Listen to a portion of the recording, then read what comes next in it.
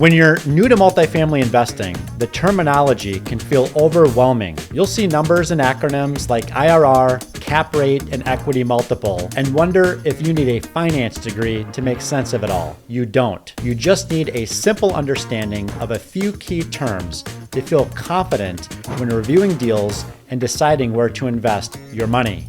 In this video, I'm breaking down the most common multifamily investing terms in plain English, so you can start evaluating opportunities with clarity and confidence. So the differences between cash-on-cash returns and overall investor returns is the cash-on-cash returns are really based upon the performance of the asset and the cash that the actual property is producing that's then distributed to investors. With most multifamily value-add investments, the cash-on-cash returns generally start out smaller in year one if there's a forced value-add business plan in place. We typically see those cash-on-cash returns then increasing over the timeline of the investment, whereas an overall investor return is really going to be based upon the overall investment's performance over the course of the investment hold period, plus incorporating the profit that the investor receives at the end of the deal when the deal ultimately goes full cycle. The IRR is important for investors to understand because it's a benchmark to determine what the actual investor returns are going to be. The difference between the IRR and the ARR, or average annual return, is that the IRR takes into consideration the time value of money, which a big component to that is inflationary risks. And so we like to project the IRR to investors because it's a more closer indication as to the actual investment performance or investment outcome over the course of that investment hold period. So the equity multiple gives investors the ability to see what the projected outcome is going to be for that investment. A simple way to look at the equity multiple is by looking at a 2x equity multiple.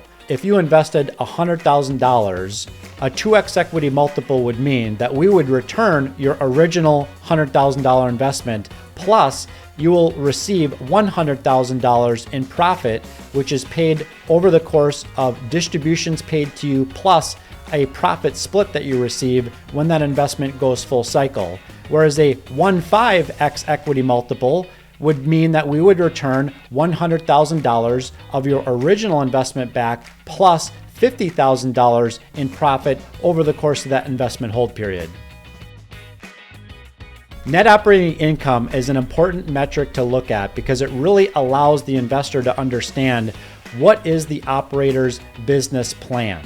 The business plan must be based upon the operator's ability to grow net operating income. Multifamily apartment communities trade on a multiple of NOI. So if the operator is able to effectuate a business plan that increases the net operating income, they're then able to achieve further equity when it comes time to sell the asset in the future. Cap rate is another important indicator to look at. Cap rate effectively means capitalization rate, which is not the same thing as a cap rate on an interest loan. Cap rates in this term specifically means projected property value in the future. There's a couple of different ways to unpack cap rates. There's what's called a going-in cap rate or an acquisition cap rate, and there's an exit cap rate or a projected exit cap rate at the time that the operator chooses to sell the asset. Cap rates that expand effectively mean that the property is worth less. In a contracting cap rate environment, that typically means that the property itself is going to be worth more. So of course, when it comes to acquiring multifamily apartment communities, we aim to acquire assets with the highest cap rate as possible, and we look to sell that asset at a lower than acquired exit cap rate in the future. There's a difference between physical occupancy and economic occupancy. Oftentimes investors will ask, what is the occupancy level at said property? A 95% physical occupancy is not the same thing as a 95% economic occupancy. Economic occupancy takes into considerations things like concessions that were given, maybe delinquencies or accounts receivable. So it's important to look at not just what is the physical occupancy, but it's also important to look at what's that delta between physical occupancy at the property level and the actual money the sponsor is bringing in, taking into consideration concessions, delinquencies, and accounts receivables. Value add strategies with a multifamily apartment community effectively mean, where's the value at the property level? How can we force net operating income growth in order to create real value for our investors?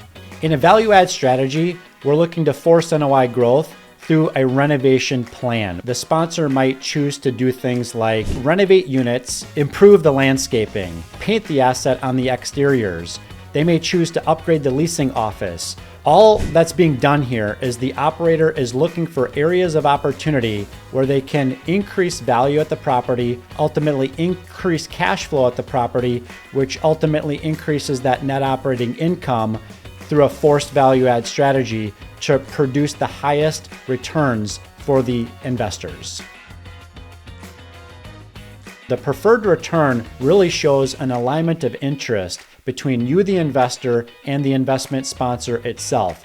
In a preferred return situation, the investor receives 100% of the first 7 or 8% of the preferred return over the course of the investment hold period before the investment sponsor starts receiving profit on future cash flows. Then in the waterfall structure, after the preferred return has been met, now we're going to start splitting profits with investors. So there is a split that occurs between the investment sponsor and the investor themselves after that preferred return metric is fully met and the investor has received 100% of that preferred equity in the deal. Thanks for listening today. If you'd like to learn more about passive investing in real estate, please reach out to us at Rise48Equity.com.